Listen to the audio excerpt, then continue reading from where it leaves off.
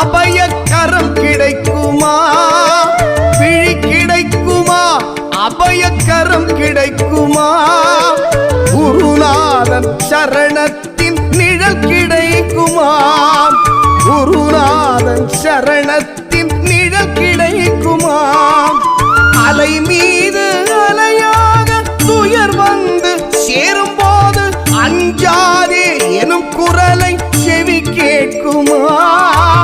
அலை மீது அலையாக துயர் வந்து சேரும் போது அஞ்சாதே எனும் குரலை செவி கேட்குமா? நீ அஞ்சாதே எனும் குரலை செவி கேட்குமா?